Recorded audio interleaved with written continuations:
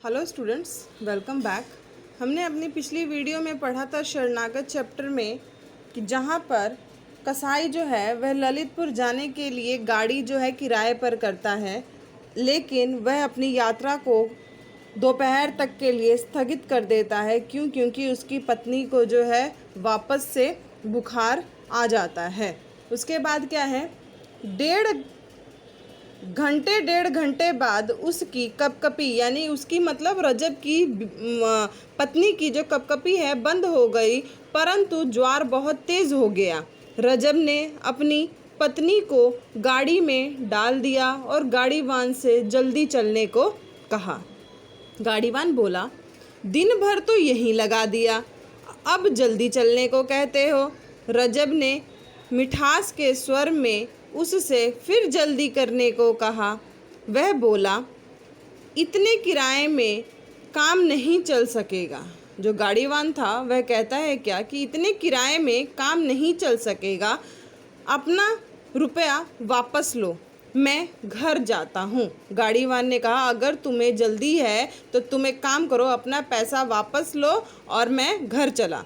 रजब ने दांत पीसे कुछ क्षण चुप रहा, सचेत होकर कहने लगा, भाई आफत सबके ऊपर आती है, आफत सबके ऊपर आती है, मुसीबत सबके ऊपर आती है। मनुष्य को सहारा देता है, जानवर तो देता नहीं है। तुम्हारे भी बाल बच्चे हैं, कुछ दया के साथ काम लो। रजब जो है बहुत प्यार से उसको समझाता है, बोलता है। कसाई को दया पर व्याख्यान देते सुनकर गाड़ीवान को हंसी आ गई। गाड़ीवान को क्यों हंसी आई कि ये तो एक तो पेशे से ये कसाई है और मुझे इतनी सीख दे रहा है, मुझे इतनी व्याख्या दे रहा है कि तुम भी बाल बच्चे वाले हो, कुछ तो दया दिखाओ। उसको टस से मस न होता देखकर रजब ने और पैसे दिए। तब उसने गाड़ी हाँकी। 5-6 मील चलने के बाद संध्या हो गई। गांव कोई पास में न था।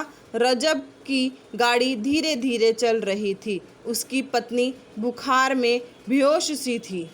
रजब ने अपनी कमर टटोली। रकम सुरक्षित बंधी पड़ी थी। क्योंकि उसको डर था कि कहीं उसके पास जो 200-300 रुपये की जो रकम है, कहीं वो कोई चुरा ना ले। रजब को स्मरण हो आया कि पत्नी के बुखार के कारण आंटी का कुछ बोझ कम कर देना पड़ता है, और स्मरण हो आया गाड़ीवान का वह एक हठ जिसके कारण उसको कुछ पैसे व्यर्थ ही उसे देने पड़ रहे थे। उसे गाड़ीवान पर क्रोध था, परंतु उसको प्रकट करने की उस समय उसके मन में कोई इच्छा न थी। रजब को गाड़ीवान पे गुस्सा आ रहा था, लेकिन वह उस समय गुस्सा तक गाड़ीवान पर नहीं करना चाहता था।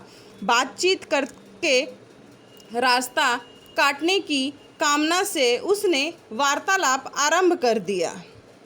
गांव तो यहाँ से दूर मिलेगा, बहुत दूर, वहीं ठहरेंगे।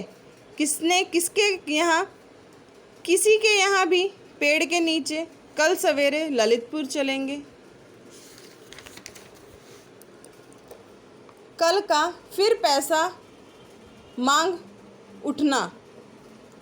कैसे मांग उठेगा? किराया ले चुका हूँ, अब फिर कैसे मांगूंगा? जैसे आज गांव में हट करके मांगा था। यहाँ पर रजब जो है वह गाड़ीवान को कहता है कि अगर हम कहीं रुकते हैं तो तुम तो फिर पैसा मांगोगे, जैसे तुमने अभी रास्ते में मांगा था। बेटा ललितपुर होता तो बतला देता। कौन कह रहा है यहाँ पे? रजब कह रहा है गाड़ीवान को कि बेटा ललितपुर होता तो बतला देता। क्या बतला देते? क्या सेंत मेत गाड़ी में बैठना चाहते थे? क्यों बे, क्या रुपया देकर भी सेत मेत का बैठना कहाता है? जानता है मेरा नाम रजब है, अगर बीच में गड़बड़ करेगा तो साले को यहीं छुरी से काट कर कहीं फेंक दूंगा और गाड़ी लेकर ललितपुर चला जाऊंगा। यहाँ पर रजब जो है वह कहता है गाड़ीवान को कि अगर तूने ज़्यादा पैसों की डिमांड अगर की तो क्या करेगा, अगर कुछ ज़्यादा गड़बड़ करने की उस गाड़ीवान ने सोची तो वो क्या करेगा, छुरा निकालेगा और उसको काट कर वहीं फेंक देगा। रजब क्रोध को प्रकट नहीं करना चाहता था, परंतु शायद आकरण ही वह भली भांति प्रकट हो गया। नहीं चाहते हुए भी उसका गुस्सा जो था वह सामने आ गया। गाड़ीवान ने इधर उधर देखा, अंधेरा हो गया था, चारों ओर सुनसान था, आसपास झाड़ियाँ खड़ी थीं। ऐसा जान पड़ता था कहीं से कोई अब निकला तो तब निकला। रजब की बात सुनकर उसकी हड्डी हड्डी कांप गई। ऐसा जान पड़ा मानो पसलियों को उसकी ठंडी छुरी छू रही थी। यहाँ पर क्या है, गाड़ीवान जो है उसको अब ऐसा महसूस होने लगा था उसकी बातों से, जो डर चुका था कि उसकी हड्डियाँ जो है कांप रही हैं और कि उसकी पसलियों में जो है उसकी छुरी रजब की वह उसको चुभ रही हैं, छू रही हैं। स्टूडेंट, इसके आगे की जो स्टोरी है वह हम नेक्स्ट वीडियो में पढ़ेंगे।